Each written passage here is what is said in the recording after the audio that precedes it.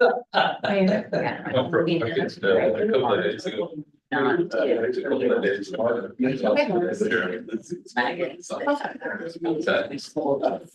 I still keep.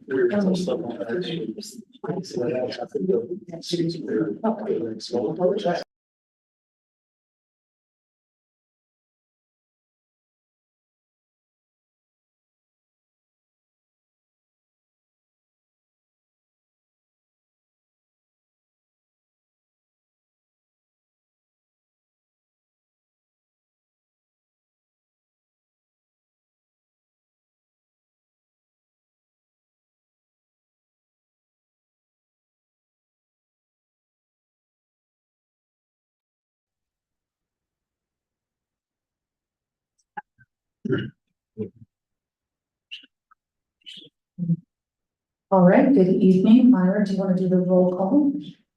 Counselor Roden. Here. Counselor Ware. Here. Counselor Martin Willis. Here. Counselor Morton. Here. Counselor Ford. Here. Thank you. It is Tuesday, January 28th, and we will now call the meeting, we'll come to order at, we'll say 6:31. And we have minutes.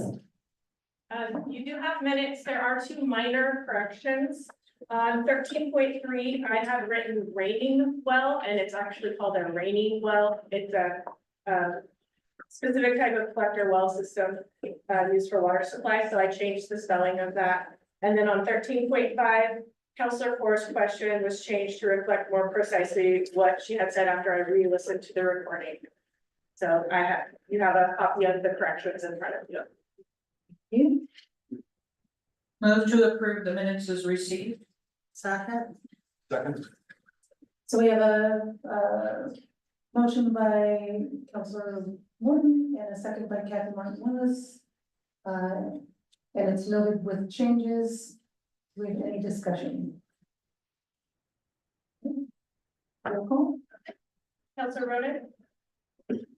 Aye. Counselor Ware. Aye. Counselor Martin Willis. Aye.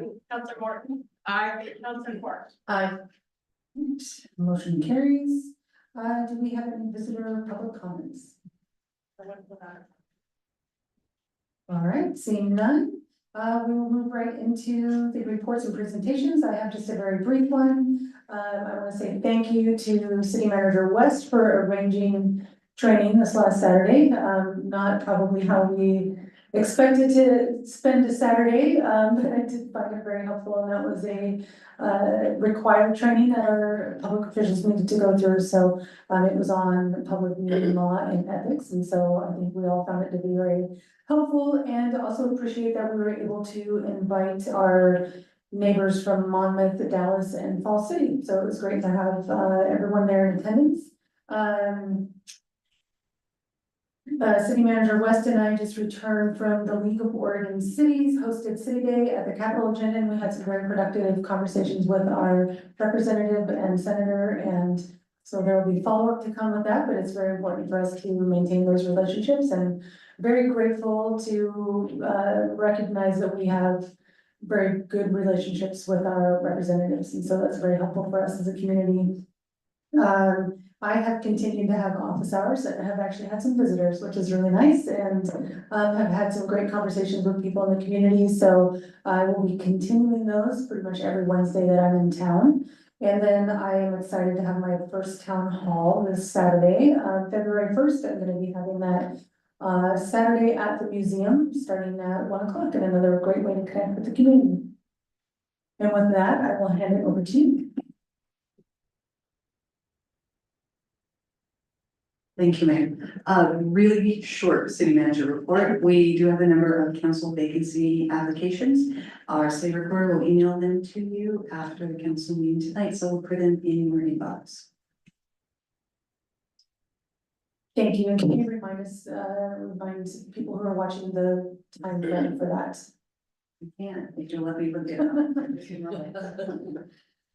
All right, so today at noon, the applications were due.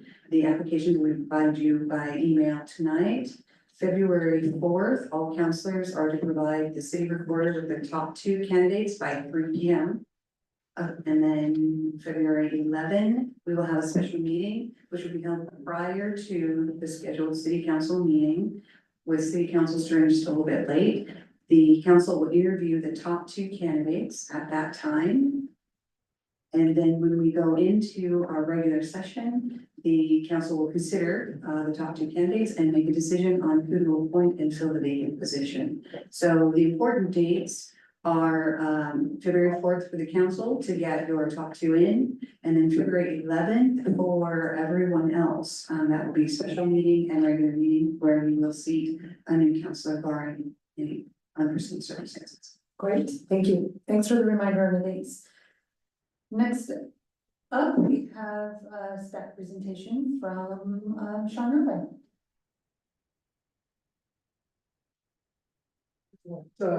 Thank you, Council Mayor. I appreciate the opportunity to talk with you today about some of the work we've been doing with grants. I've got Marshall Guthrie, our grants manager, here as well, in case you have questions specifically for him.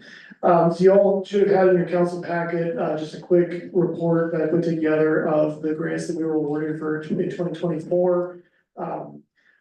Run through just a couple I wanted to highlight real quick. There was a couple of congressional appropriations, congressionally directed spending is the term they like to use, also known as earmarks, for a couple of pretty important infrastructure projects, the Corvallis Road Water Line and Chestnut Street Bridge.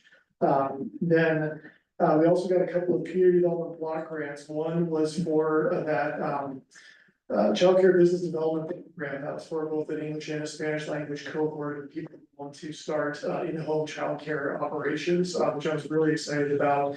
And then you also see a $500,000 CDBG for sewer infrastructure for Old Community Development Corporation. This was actually state money that that it kind of appropriated separately but passed through the CDBG program because it was kind of an existing grant program, and that way they didn't have to create a whole new program. They just sort of put a special bucket of money in there, passed it through, it is specifically for developing sewer infrastructure for an affordable housing project that Polk CDC is working on. I also included a list of grants that we have been awarded and are currently administering, because that's an area I would say of growing importance, because we've been pretty successful getting these awards, and it gives you an idea of the diversity of what we're working on. Once you get a grant, it's obviously a lot of work to write the proposal and do all of that. But then once you get it, it can also be a lot of work, chasing down signatures, and then especially with those federal grants, they want a whole lot of paperwork for a whole lot of things. But usually once it gets going, it actually is less labor intensive because you just have the occasional report to kind of pull things together and set it in. But you can see we've got a pretty extensive list of grants that we're currently managing. And I'm happy to talk about any of those if you have questions about them. Not on the list, we obviously do not have a 100% success rate. We had a few misses that we were shooting for Sunset Meadows park funding and also for museum funding. We still have a few outstanding ones as well. We've got a new round of earmark requests in for this time around, as well as several funding requests for the trolley operations. And then, really kind of spring through early summer is kind of grant season, and so there's a lot of upcoming ones. Primarily, there's a rural and tribal grant that we're looking to go for through the Department of Transportation. This would be for Chestnut Street Bridge. We're also going to try to take a big swing at a BRIC grant. This is a FEMA Building Resilient Infrastructure in Communities grant to try to fund the drinking water treatment facility. It's up to $50 million, so you can potentially knock off a big, if not entire chunk of what we need for that facility if we get it. It's a big, complicated grant. We've already been awarded technical assistance to help us develop the grant, including a benefit cost analysis, which is a kind of a calculation to show the value of the money you're asking for versus the potential harm that would be caused by a disaster. Kind of doing the damage that you're looking at. Normally you would have to hire a consultant to the tune of, $10,000. We don't have to do that because of this technical assistance. And then there'll be some others, special public works fund loan, we're looking at the drinking water plant and then kind of other things that come along. Interesting timing, me talking about grants today. You may have heard that, that the federal government put out a funding freeze to essentially freeze what was, I guess, kind of determined or assumed to be the majority of federal funding in, in kind of federal programs for folks, definitely affecting kind of all the grants and those types of programs that we interact with. That freeze would affect several grants that we are currently have and more that we're looking at. Number one would be the COPS grant. This is the grant we received to help us hire a new police officer. We did get confirmation from that organization, but that was part of the freeze. Community development block grants also were specifically called out as being involved in the freeze, so that would affect the child care business development program, as well as an existing housing rehabilitation program that Polk CDC is working on. We're not sure yet about things like the EDA. We got $4 million to do the wastewater treatment plant upgrades. And also the great design for the drinking water plant. We also are not yet sure about the earmarks that we received, how those are affected. So, I mean, really, the main thing we can do is kind of wait and see and hope for clarity. You also probably may have heard that there's a judge has already put a stay on a portion of that executive order, kind of relating to grants that have already kind of gotten signed agreements. So if we already have a signed agreement, which is the majority of the federal grants that we have, those are no longer frozen. The problem being, this is obviously going to kind of get fought over in court for a while. And if we go and spend, a bunch of money, assuming that we're going to get reimbursed because of these grants, and the decision turns out adversely, we may not end up with a source of repayment. So we're probably going to have to wait on most, if not all, of these programs in terms of implementation until this whole thing shakes out. And obviously, there's not really a lot of kind of idea of a time frame on when that might happen. So I think that's I think the quick version of my report. I'd be happy to answer any questions y'all might have. What's the Martin? And it's one that occurred to me as I was sitting here, so I apologize for not setting that in advance. If you don't know, that's fine. You can get that to me later. So you mentioned the pass-through for, on the affordable housing, for, I believe you said sewage. Would that then impact, reduce, I hope, SDCs on that project? How does that? So that, with the development, and Gerald can explain this better than me, but essentially with the development, they have to build the public infrastructure, which is sort of bringing the water and sewer mains to the property that, everything in the right of way is public, and then everything on the private property is private. And so that funding is to essentially run the wastewater infrastructure to the site. And then SDCs are usually on top of that because that goes towards things like the lift station that isn't necessarily needed to upgrade yet, but will in the future, or the wastewater treatment plant upgrades. Thank you.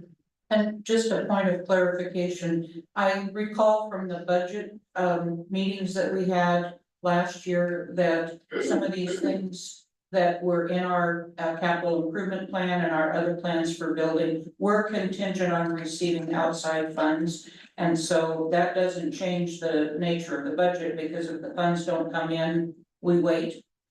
Yeah, Okay, I thank mean, you. although, there are some, the City Manager West can say, the drinking water plan is a priority, so that needs to move forward. We did receive an EDA award to help with that.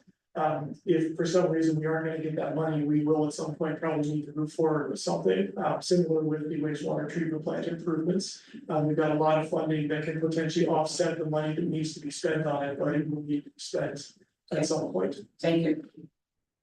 Mr. Irvine, I don't want to put additional work on you. I know this is going to be a strenuous time trying to keep the details together on this, but as soon as you know, can we get an email to council about what the status of these grants are? Because I know there are people in the community who are interested. There are a lot of people in our community now who are concerned about federal funds in general.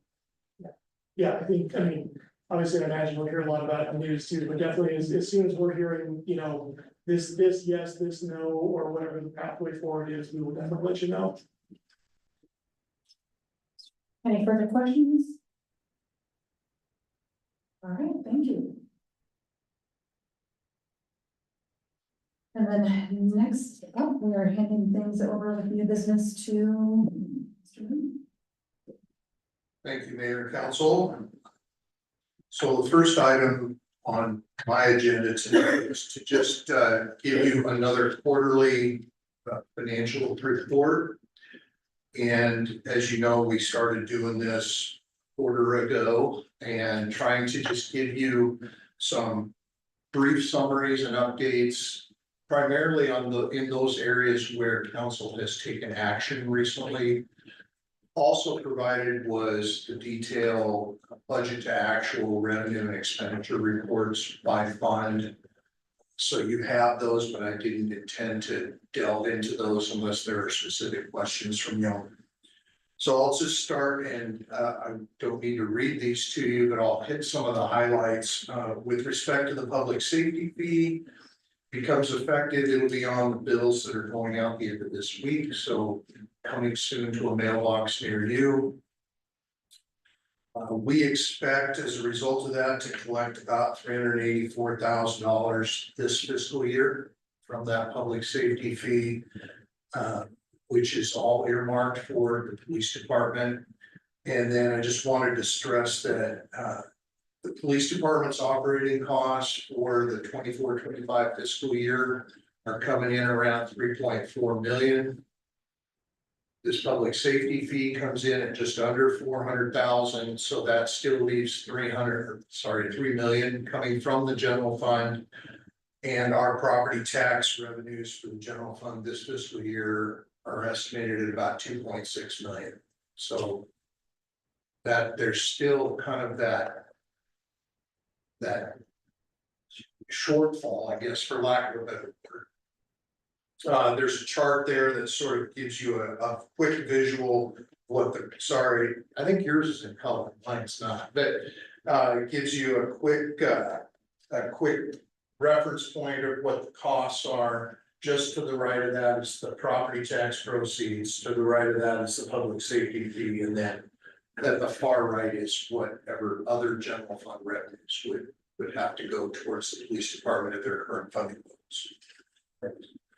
So just below that, then with respect to utility rate revenues, as you know, we had some rate increases in earlier in the year, and giving you a table there the last 6 months showing trends in accounts receivable, amounts billed, collections percentage, and the percentage of AR or accounts receivable that is current. We keep an eye on all of these, just looking for changes in those trends or something that looks out of line compared to the same period last year. Give you a quick chart there on the next page and all I'll say about that is that rolling 6-month receivable, that curve is very, very similar to the same period of last year. No reason for concern from my perspective. The local option levy, everyone knows at this point that that didn't pass. So we are currently working through a number of options and scenarios as we get ready to go into budget preparation. Understand still that the library is running status quo, projected to do so through the end of the fiscal year. No changes there. The museum is operating under the supervision of the museum curator through the end of the current fiscal year. With the departure of the museum director. And then maintenance of city parks is obviously at a low during the winter months. And but it is also, parks are also fully funded through the end of this fiscal year. The last couple items real quick, the independent audit of the city's financial statements. It is with the auditors. They are doing their reviews of the financial statements as we drafted them.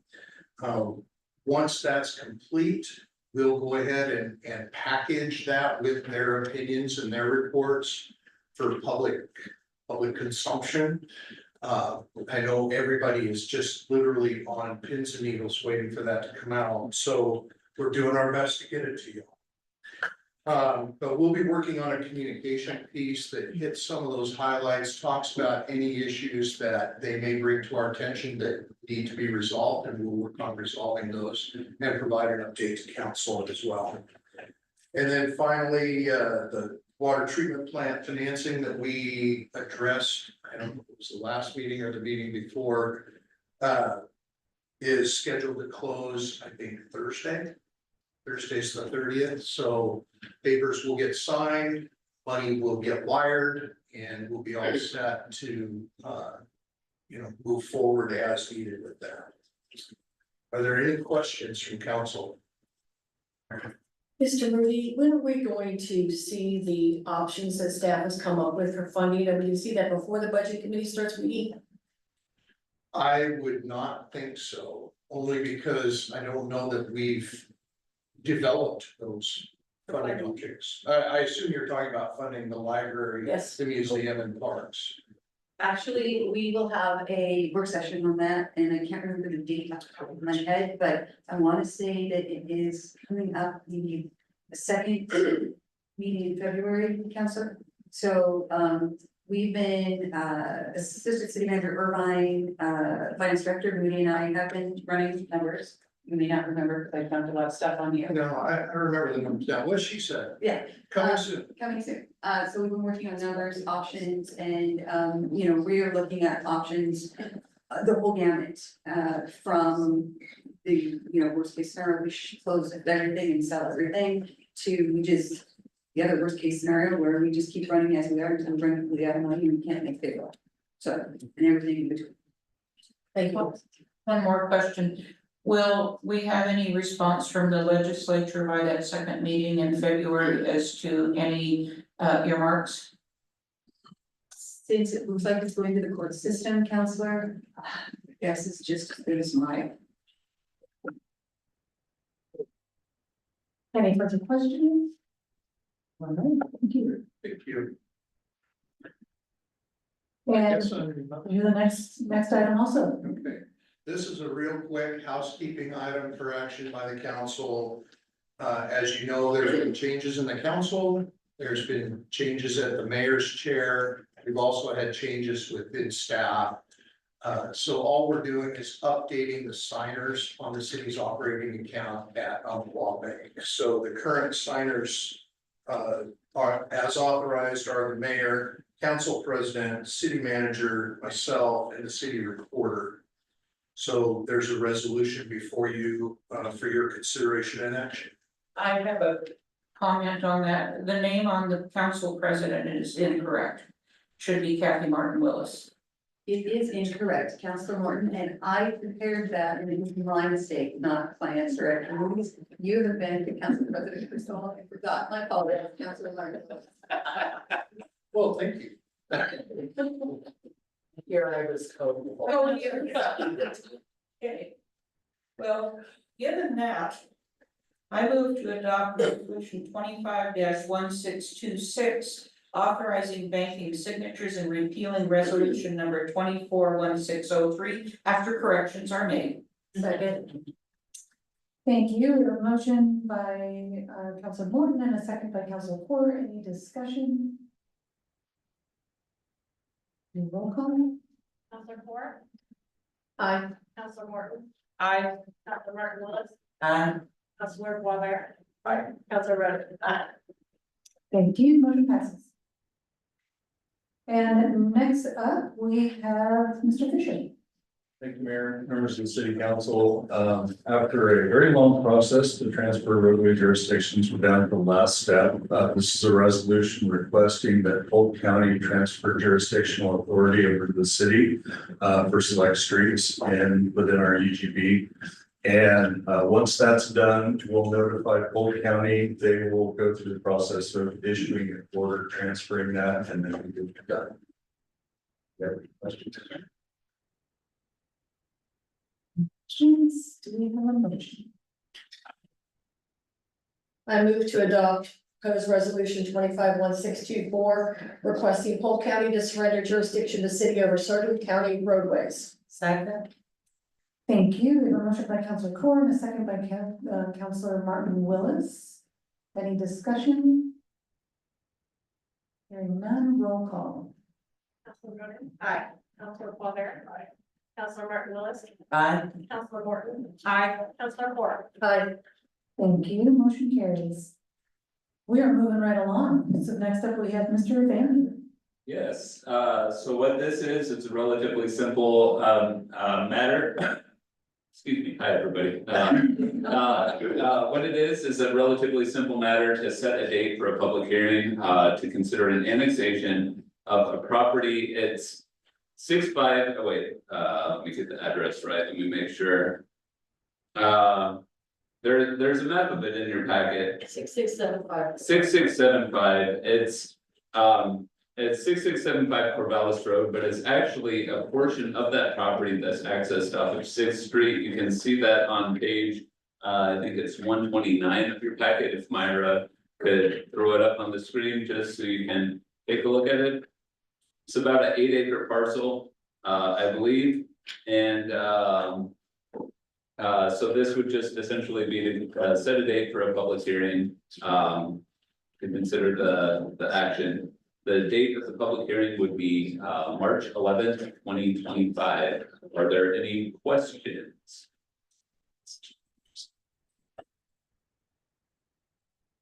Hearing none. The action item. No motion.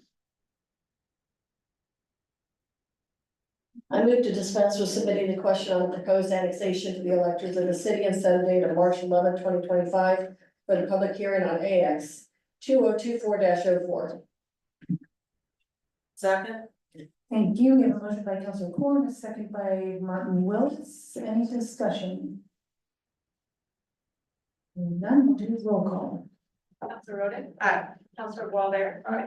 Councilor Martin Willis? Aye. Councilor Morton? Aye. Councilor Moore? Hi, Motion carries. Thank you. We're zooming through the event, through the agenda time. It's great. City Manager West, the next item is yours as well. Thank you, Mayor. Okay, council rules. So as you may recall, we went through work session on council rules some time ago. Each of you had the opportunity to give your input and we had some email input. And then we kind of put it on the back burner for a little bit as other things came to the forefront. Then we brought it back out, sent it to our attorney to take a look at, make sure that we caught all of the high points, the legal points, and making sure that we're gonna be complying with the new laws that gone into effect. And, you know, some new ethics things that we are learning about.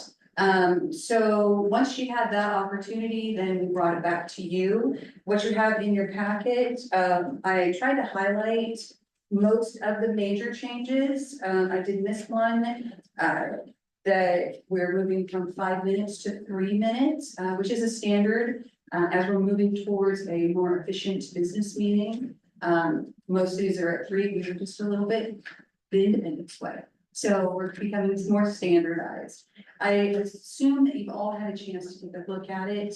And as I was preparing, I created a section by section comparison, which I did send out to you. I'll just kind of run through it really quickly, because I know that this is so exciting for our community. So we had council rules in place beginning in 2012. Well, we probably had them before, but this version was 2012. So they've been hanging around for over a decade. They were minorly changed in 2017. So as I talk about these comparisons, I'm comparing to the 2017 versus the proposed 2020 or 2012 versus the proposed 2025. Because in 2017, we just changed the meeting option, meeting date, meeting time. So section 1 authority, the original version, it establishes the source of the council's authority, the rules, applications to the mayor and council, expectations for decorum, and limitations on individual councilor authority. That was in 2012. The 2025 version adds some definitions of what a council is and what councilors are, specifies the council's right to enforce rules during the meetings, and maintains an emphasis on council as the policy-making body, and limits on individual councilor authority. Once again, similar to 2012, where it was limited in individual councilor authority, same. The analysis new definitions, clarifications on the authority. It strengthens the document's enforceability and ensures consistency in interpretation. As attorneys with ambiguity, that leaves a lot of interpretation. What we're really trying to do here is leave the interpretation out so that every single time, every single person is treated the same. It's fair, it's right, it's equitable. So that's what we're really going for, is efficiency, transparency, and equity. So again, it'll be consistent in interpretation. Then the provision granting the council the ability to enforce rules during the meeting enhances the ability to maintain quorum. We do see issues in other cities. We have not seen it here. We're just trying to get ahead of it. We've seen significant issues in other cities, and I think some of you have been to the conferences where they talked about it and how horrifying it was. We're really trying to get ahead of that, so it just doesn't happen here. This is a beautiful, wonderful community. We don't want that to have, incredible ugliness. And you as a council now have some control over that. Section 2 meetings, 2012. The version covers regular meetings, special meetings, emergency meetings, workshops, executive sessions, forum requirements, and decorum. 2025 modifies that a little bit to give us some ability to begin our meetings at 6:30 or 6:31. Right? We generally start at 6:30 as opposed to at 6:30.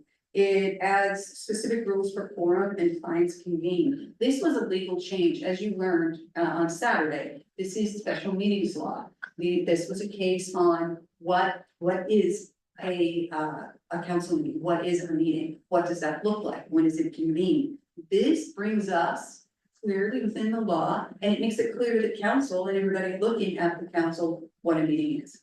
And so we're, again, changing it for legal reasons. Expands the rules for executive sessions, specifying confidentiality and media attendance guidelines. Again, legal changes. They changed the statutes as to what executive sessions were, who could be there and when. We're just updating it to be consistent with the current law. Also, introduces work sessions as a distinct meeting type with rules for participation purposes. We have work sessions, they just weren't in here. So we're bringing these rules into what we're actually doing. And then we revised emergency meeting procedures to include public and media notification requirements. Again, legal changes and transparency, right? We want everybody to know when we're having meetings, why we're having meetings, and we want to follow the law. So the analysis was these updates reflect modern governance practices, such as incorporating virtual meeting options, which is required by law, which is why we have the lovely owl, and emphasizing transparency. Work sessions promote council collaboration without formal decision-making, enhancing policy discussions.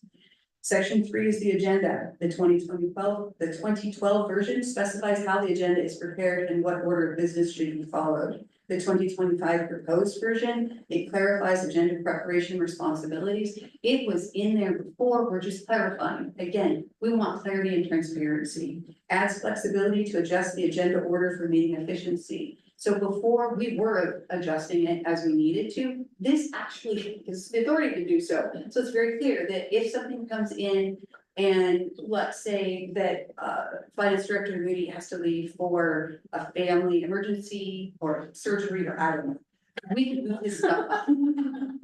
So he can leave and we have the authority to do this.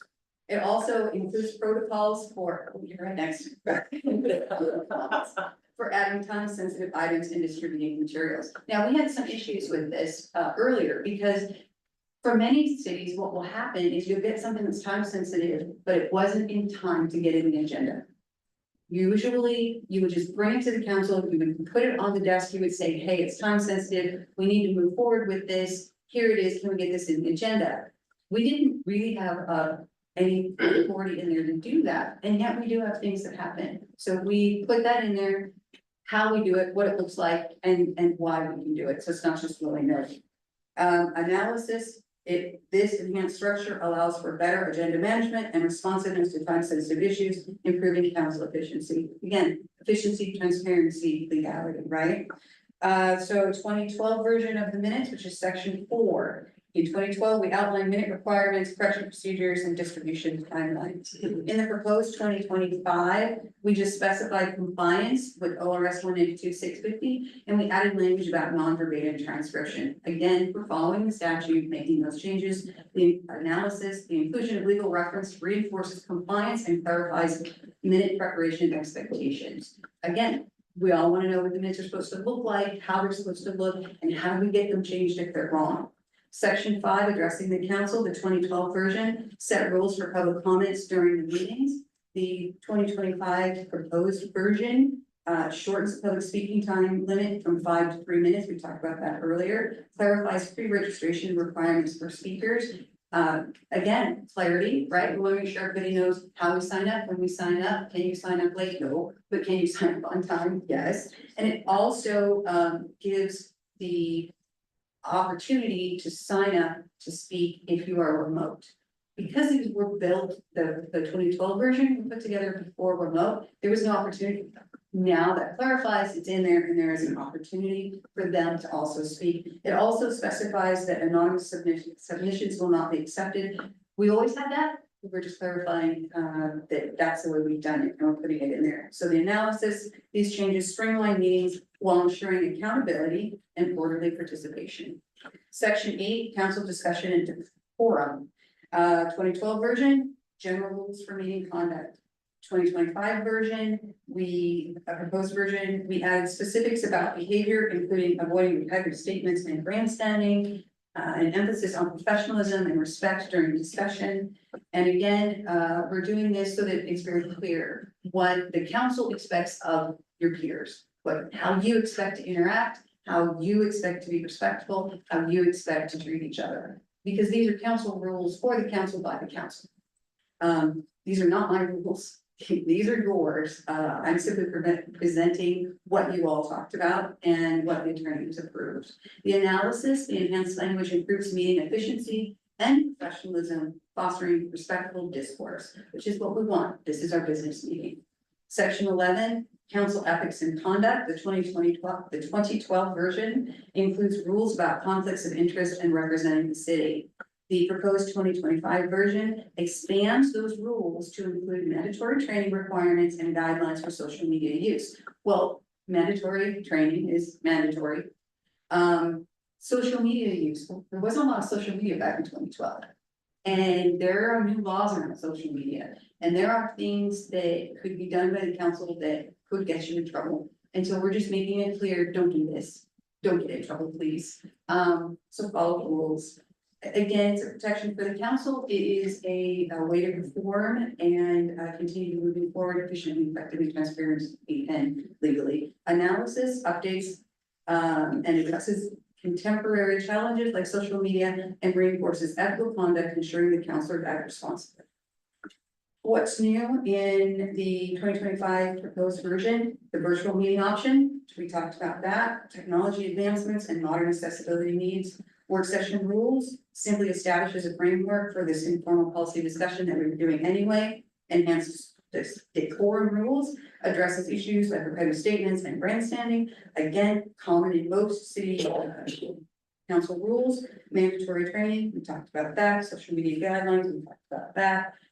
Stronger confidentiality provisions, that is within the executive session, again, following the laws as the statutes changed. And then public comment pre-registration, just a clarification so our community knows how. Now, why are these beneficial? We've modernized our governance, right? It's no longer 2012. We're 13 years into the future. And in 2012, I don't think I knew all the stuff that I know now, and I doubt the council back then knows all the stuff you know now.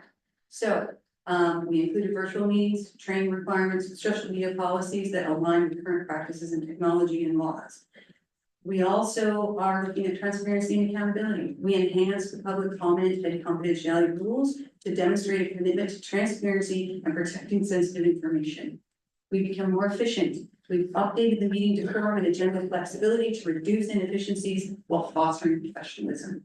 Ethical standards, mandatory training, and explicit ethical rules promote good governance and accountability.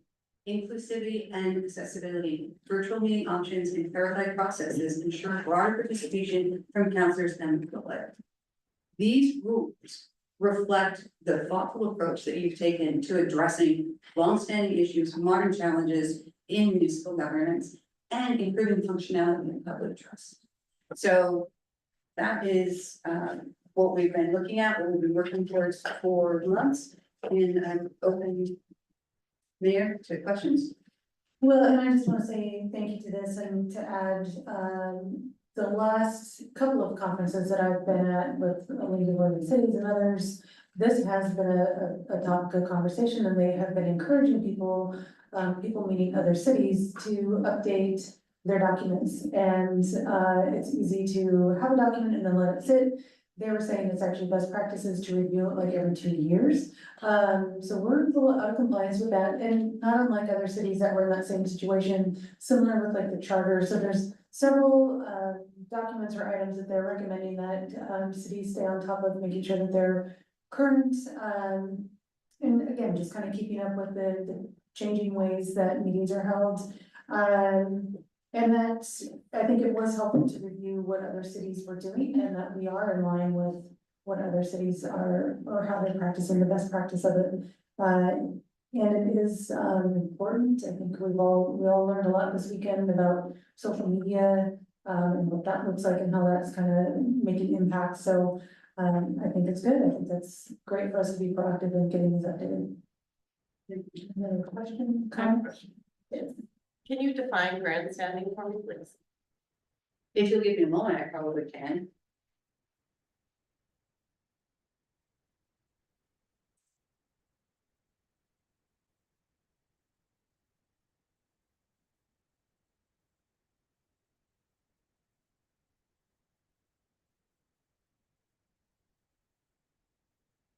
That wasn't one of the questions that I received earlier, so if you'll just bear with me 1 moment.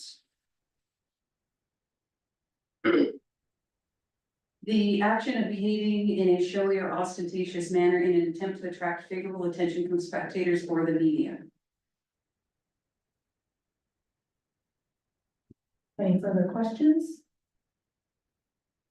This is an action item.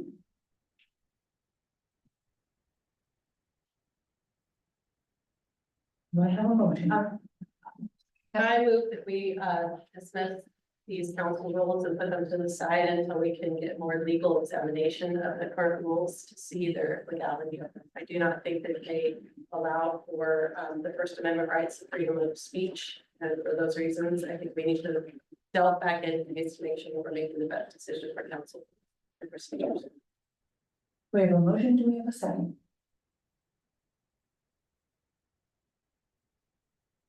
Hearing none, motion does not move forward. Just a point of clarification, these were reviewed by our council. You are correct. These were reviewed multiple times by our contract attorney, who is one of the top governmental attorneys in the state.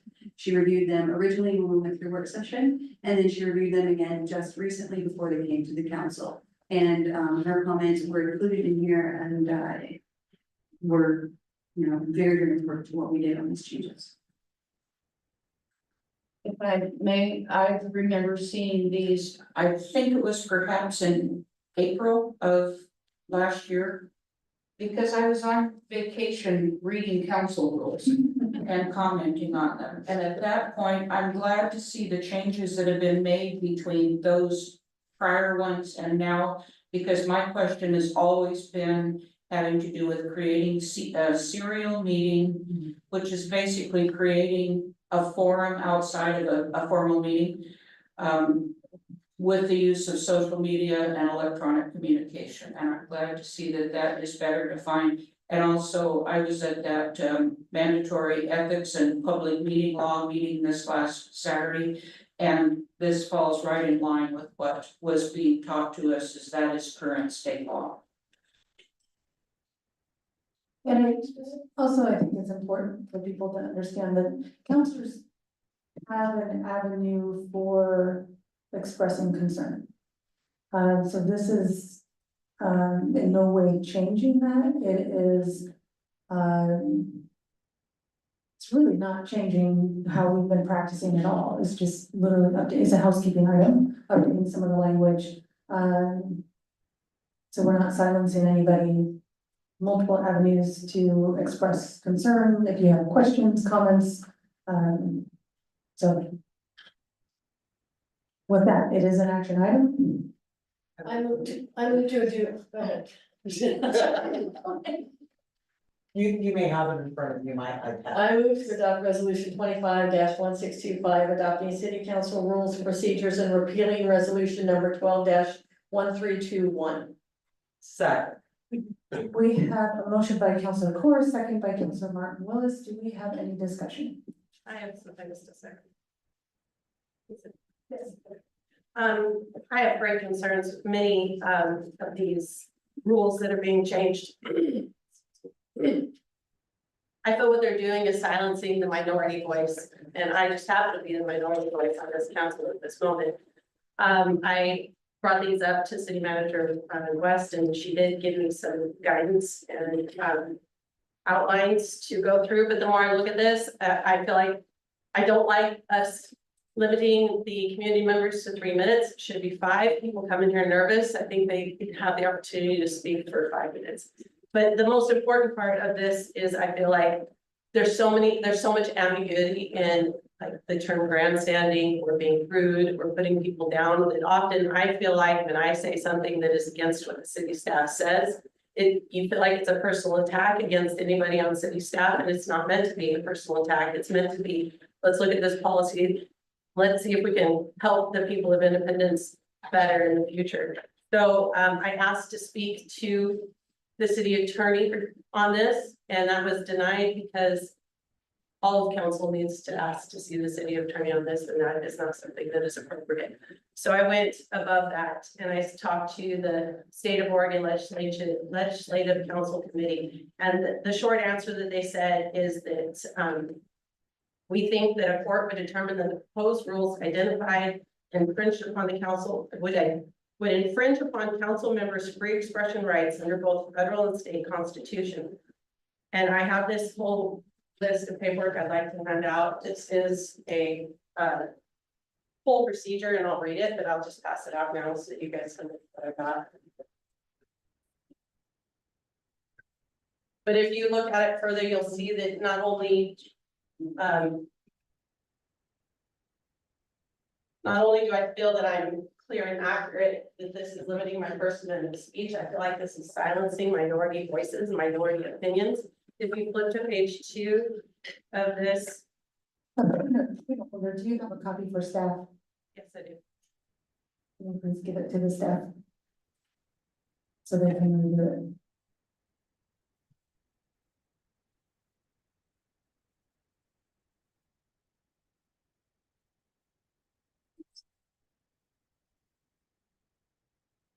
Maybe this one. It says under the, well, there's many things, but on page 2, if you look, you'll see that there's various chapters of the Oregon Code, but it says under the First Amendment of the Constitution, the First Amendment applies to states through the 14th Amendment, provides laws that abridge the freedom of speech. Government generally has no power to restrict expressions of its message, ideas, and subject matter or its content. And it says that it says that elected officials have the right to enter the field of political controversy. And I feel like this takes away my opportunity to do that when this restricts what I can say and what I can say after a vote. It also says that the role of elected officials play in our society makes it all more important and imperative that we be allowed to express ourselves freely. Legislators are given the widest latitude to express their views, even when political expressions are inexact.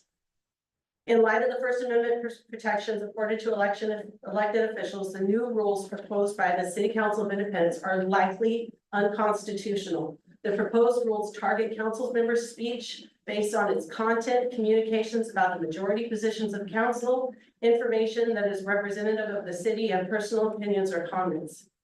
Furthermore, the rules would restrict council members' speech by prescribing them by what they should say or must say. The proposed rules also are likely impermissibly compel speech by requiring council members to accompany any expression of personal opinion without explicit clarification that their statements do not represent the city council of Independence.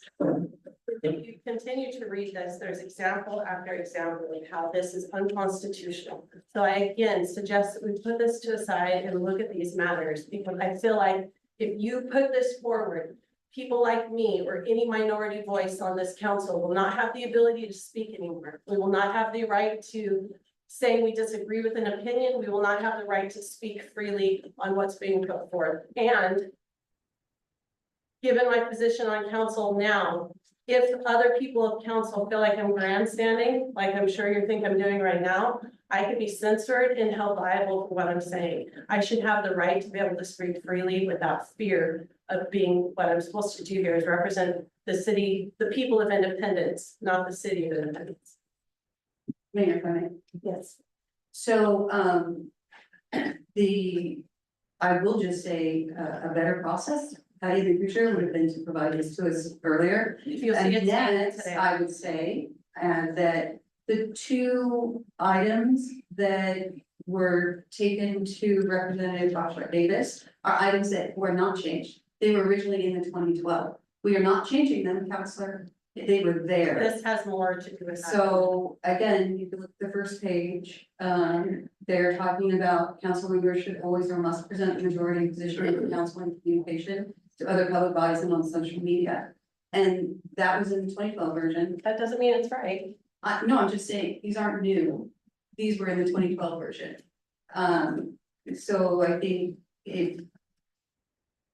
we're not changing them as far as the 2025, they just simply were in 2012. We are changing them if you look at what you highlighted in the packet. If you look at page. Let me get to the page. The original 2012 indicates We changed the level. we changed the language, but not the intent. So, counselors shall, oh, no, that's the one about personal attack that was in the 2012. We took that out, by the way. Let me see if I can find it really quickly. Again, you know, this is why we ask these to be brought forward so that we can work through them. I just got this packet on Friday. I've been working really, really hard since then to get clarification on my First Amendment rights. If you'll see this packet that I got from the representative that's dated today, I just got it. I've been working nonstop to try to get this. So I'm trying to find it in here, I apologize. But if you look on page 149 of our packet, you will see highlighted multiple passages that represent change in our language and how we communicate. And if I'm not allowed to speak freely up here on city council, I don't know why. What would be my purpose? The, again, most of the wording we did actually provides additional opportunities this week, Counselor. The old one, it is very clear that, counselors shall, when addressing staff or members of the public, confine themselves to questions or issues then under discussion, shall not engage in personal attack, shall not impugn the motives of the speaker, and shall at all times while in session. In 2012, these are what you are working under right now, Counselor. I'm talking 2012, about I haven't talked about 11.3, proposed. 11.4, 11.6, and 11.8. But Counselor, those are based on right now, through council rules, you are operating under as a council. Right now, today, not these proposed, today, as of today, you are working under council rules that are more restrictive than the ones that you are considering. Right now, today, you are working under counselors shall, when addressing staff or members of the public, confine themselves to questions or issues then under discussion, shall not. For legal, shall is a requirement, shall not engage in personal attack, shall not impugn the motives of any speaker, and shall at all times while in session or otherwise conduct themselves in a manner appropriate to the dignity of their office. Counselor, we have tried to provide opportunities by taking a lot of that language out. But you Now- didn't in 11.4 and 11.6 and 11.8, and that's what I'm discussing. It says right here that you forgot to highlight on here. The personal opinions and comments may be expressed May, only if they include clarifications that the statements do not represent the position of city council. That's written in this statement. It Right. also says further personal opinions shall not be accompanied with a statement, implied statement, or implication of the author's status as a member of city council. correct. And that is, they didn't even discuss that. That wasn't a part of the discussion. What they were discussing are other clauses that have been in there since 2012. You don't get to go and tell the school board that you represent the council on a decision the council hasn't made. Period. That's just not allowed. You don't get to say, oh, well, school board, we are going to be taking $2,000 of your money, even though the council didn't approve that. That's what that's saying, But that's Counselor. not what I'm arguing. You're stating in here that I cannot disagree with a majority council opinion after the decision has been made. I have to support that majority rule.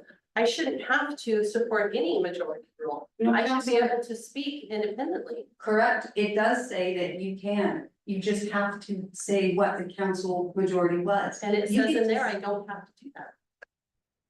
Well, those 2012 rules.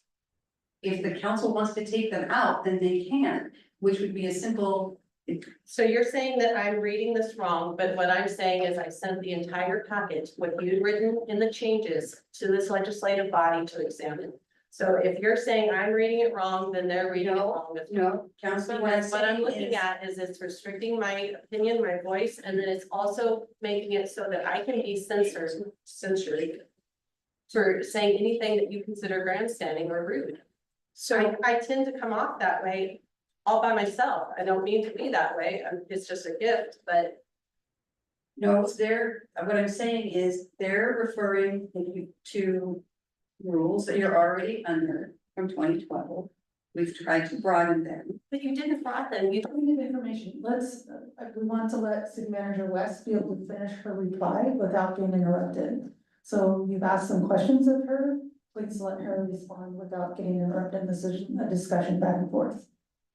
So, thank you, Mayor. On the first page, the two council members should always or must present the majority position of the council in communications and other public bodies and on social media. Again, I believe we already have something very similar to that in 2012. And they must accompany any personal opinion or comments with an explicit clarification that their statements do not represent the position of the council. So they're indicating that there's no Oregon statute that authorizes those specific proposed rules. That's fine. Then.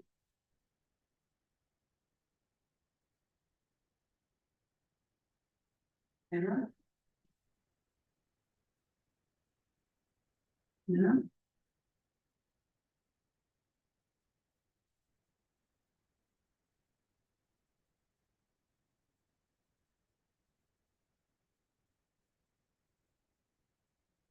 So most of these that they're referring to all relate to those same two questions about can a counselor present the majority position? And again, we go back to 2012, which is what you're working under right now. And under those rules, right or wrong, they're the rules you all agree to. You can't do some of those things. Now, under the new rules, they do follow along similarly. Now, council, at this point in time, I will leave this up to you. You have a couple of options. You can move forward, or you could move forward, you could withdraw a motion. And I apologize, since this came to me late, it's gonna take me just a moment. And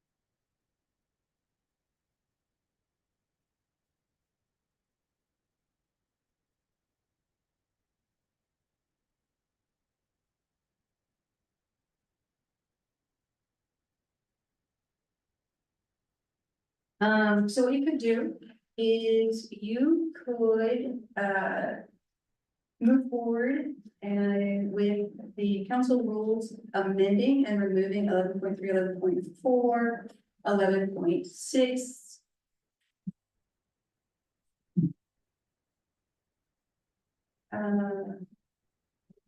1, 2, and 3. And that would resolve Councillor Rhoden's concerns and would leave a really good set of council rules. I would just caution each of you on social media and using your personal social media accounts to follow what you learned on Saturday, right?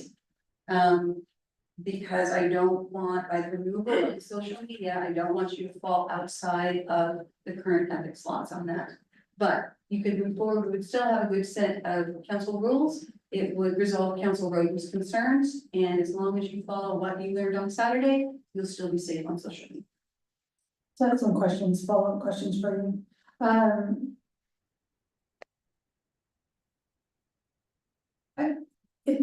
I can't state that every city has council rules, but certainly the majority of cities have council rules.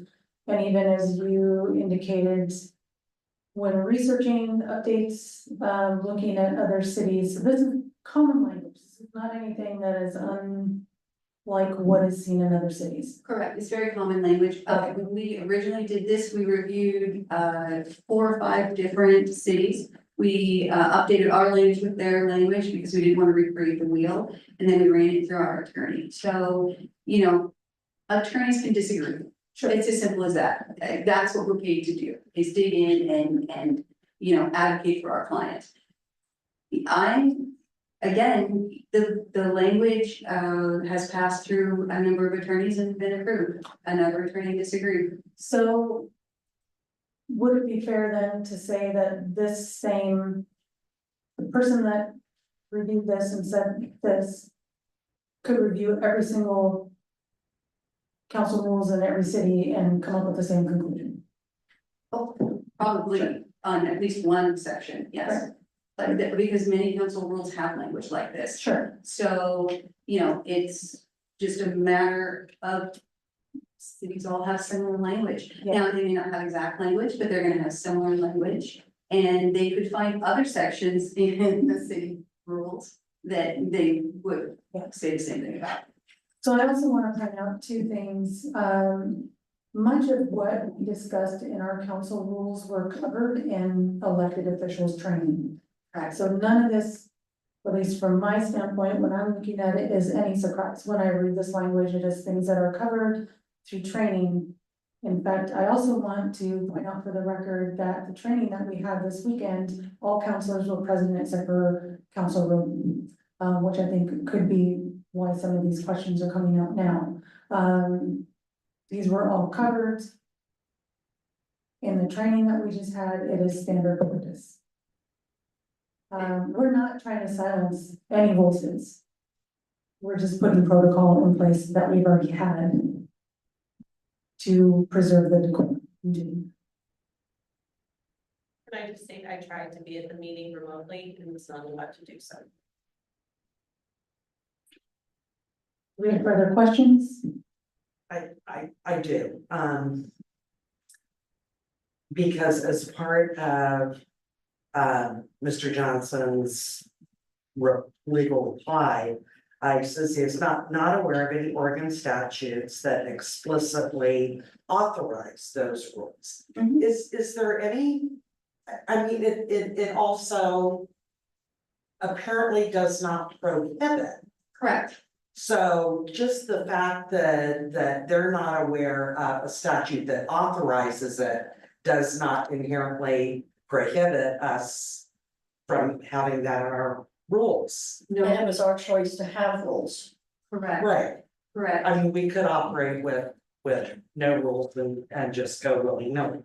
I will say though, And he also makes, I'm sorry, please, I'm sorry.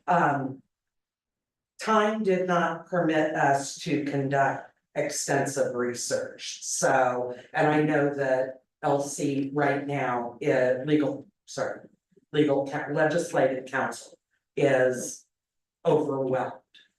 So this may have literally gotten 4 hours in an afternoon, if that.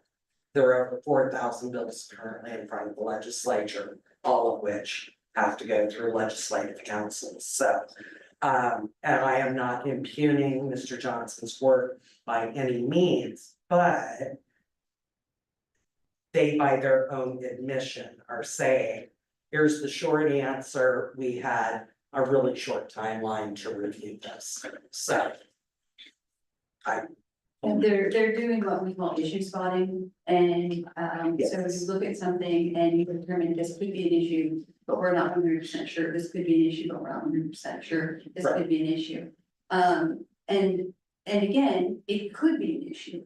Oftentimes a council will determine to move forward and put in council rules that are more restrictive, because they choose to. You can choose to restrict yourself, right? And if that's what you want to do. Right. We tried to broaden it from 2012. But again, the sections that, you know, he thought could possibly be an issue, could be easily removed. And as long as you, again, comply with the training, that would be a way for the council to move forward. And then this issue spotting, whether it's right or wrong, then we don't have to do any more work on it. Again, it's your call. I have a question, I need to address the city manager on this. If we were to approve this, removing 1.4 and 1.6 items 1, 2, and 3. Could we revisit them at a later date to add those items back in? 100%, Counselor. And the thing that, the overarching principle that I was looking for as I was reading through all the council rules is that we take an oath to operate as a body. Correct. And when there's a majority rule on something, that becomes what the council mandates. That does not in any way diminish a minority opinion, because I've been in the minority before myself. But it does say that this is the democratic process that says the majority rules, and we should honor that vote. That will not ever curtail me from speaking up on something, but I also realize what my obligation is and what my promise was, which was to honor the majority rule. If we were to remove those sections and look at it later, like Council Warren suggests, what would we do with that information? Our city attorney has already reviewed it and approved it. Personally, I don't believe anybody in this body has ever been shut down and not been able to speak. So I'm kind of confused as to what Council Road is so concerned about. But if our city attorney has already approved it, what other body would we send this to? Who else would we ask to review this? So what we would do, Counselor, is we would remove it, we would put the council rules in place. And then I would send this letter again to our legal counsel. And then she would have other attorneys within the firm take a look, because we're not perfect, right? We're not perfect. And maybe there's something in this letter that's right, maybe not. But at least we have the opportunity to look, and then we can come back. And if our legal counsel does agree that no, it shouldn't have been removed, it would be a very simple thing to just put it back in. Ballpark, what does that cost us? Oh, well, it's gonna, I would say, and I'm not gonna count my time, we'll just count the attorney's time. We're probably gonna be $1,200 minimum, because we're gonna have to have our attorney, their paralegal, and then at least one other attorney from their firm. And probably confer with this legislative council as well. I would guess that is what they would do. I have a question for Council Roden. Why did you send this to Representative Shelley Bohart Davis? I was trying to find the closest representative who would look at this and actually hear me. I tried to go through I'm a Navy person. I tried to go through my chain of command and that didn't work, so I tried to find other avenues and I got help there. Point of information on that. Did you reach out to our representative? To Evans or Patterson? When? Why would I have? You don't have to, but certainly there are representatives. I agree. I feel like Representative Evans is already represented fairly well on our city council. And also, we do have, Council Roden alluded to, not being able to contact our city attorney directly, which is proper protocol. Those questions can be brought to myself, they can be brought to the other or to the other counselors, for point of discussion. If we agree collectively that this issue needs to be raised and brought further, we as a body can then ask or direct City Manager West, we want some clarification on these items. So that's the proper channel to go through, and if these questions were brought to us in that proper way, it would have been a simple, we do have some further questions, we would like to get them in front of our attorney and proceed that way. But I did bring these to you on Friday when I said I had concerns about this procedure and the rules that we were gonna bring. And you guys just came back with me saying you have to follow your proper channels, you cannot speak to the attorneys. I already said I had concerns about it. You said I couldn't talk to the attorney, you never said, and you asked me to send you questions that I had. I tried to send those out as quickly as I could. I got this back. I did you too. I did email you. I did email the city manager. The reason that we have that in place, just for the community to know, is historically in some cities, you would have counselors who, I'll just say, went rogue. I don't have a better word right now, I'm tired, it's been a long day. And they would contact the contract engineer or the contract attorney, and there would be thousands of dollars billed to the city. And so that's why those protocols are put in place. Because one counselor does not have the authority to spend that kind of money. The mayor doesn't even have that kind of authority to spend that kind of money. So the process is put in place, and mayor is correct. The way that works is the counselor would say, I would like to speak to the attorney, and I would say, no, I'm sorry, you can't do that, it has to be the body. And then they would go at a city council meeting and they would say, I have concerns, council, can we have the attorney take a look at this? The council would then vote on that determination and direct me to go forward.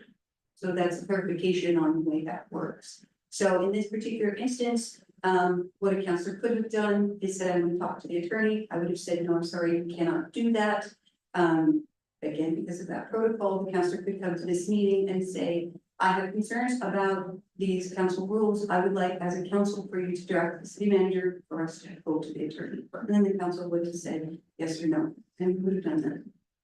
Just to clarify. Yes.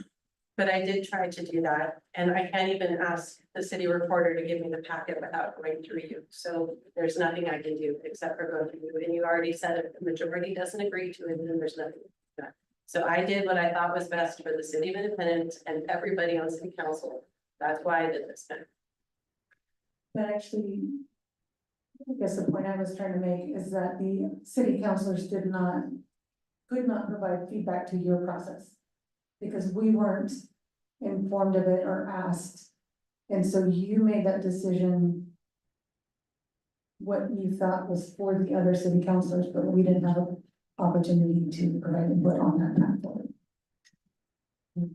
Where you had a question, comment? Yeah, I just wanted to say that I did 25 years in the military, and I know what it means to limit speech from the people that work underneath you as an officer. You know, I didn't allow my soldiers to get in front of the camera and speak on behalf of the Army.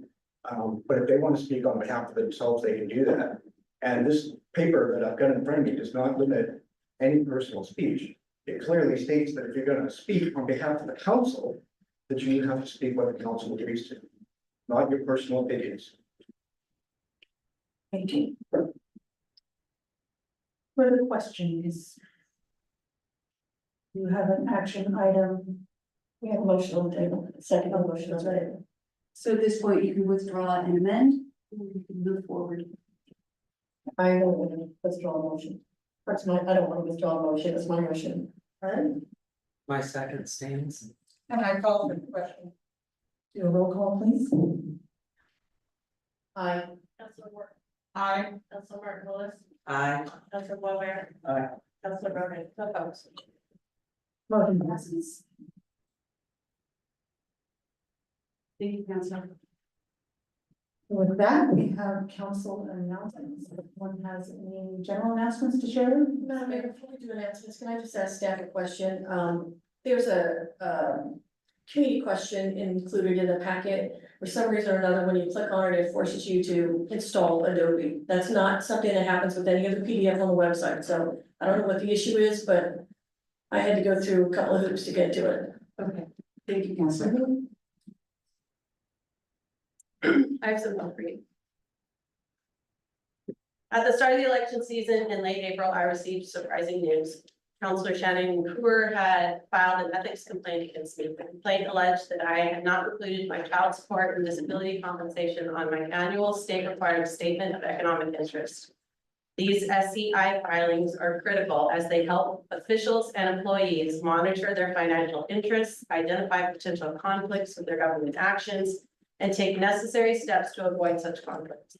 The aim is to ensure that dark money does not influence any individual's vote. Initially, I was not over concerned upon hearing about the complaint. My understanding was that unearned income in monies less than $1,000 per month did not need to be reported. Hence, I believe the complaint would not escalate further. However, the investigation turned out to be far more prolonged and intense than I anticipated. It came to my attention that Councilor Cooper was the pioneer in questioning whether child support needed to be included on SEI. The complaint led to the involvement of the Oregon Department of Justice in the investigation. Despite this development, I tried to remain calm because the child support for my 4 children totaled well below $1,000.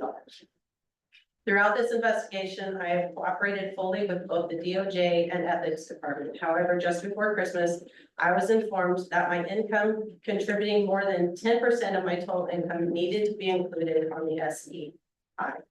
Given that my income is considerably low, everything I earn exceeds the 10% threshold. Consequently, I was indeed in violation of the correct SEI filing requirements.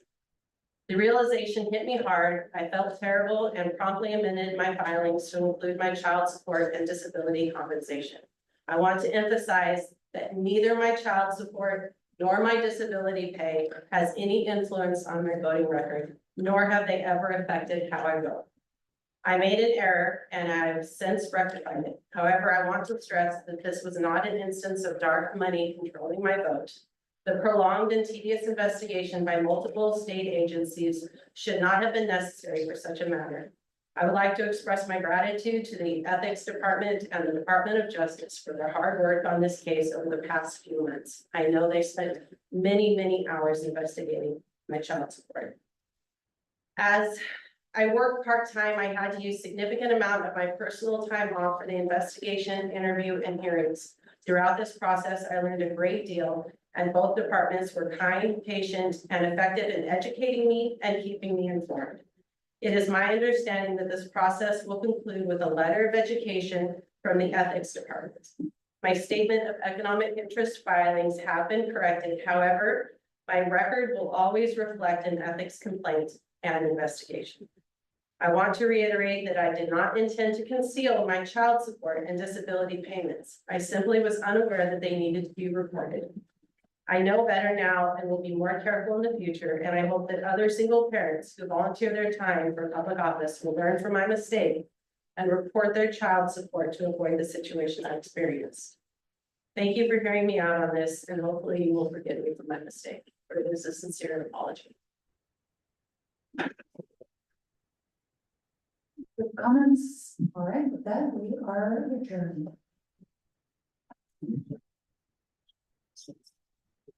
You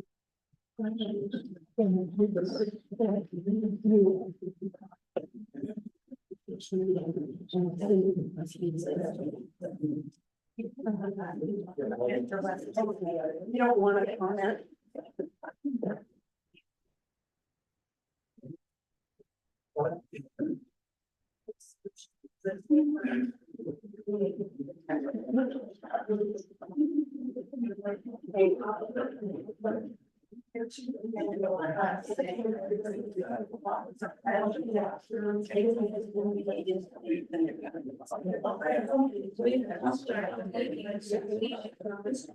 Yeah.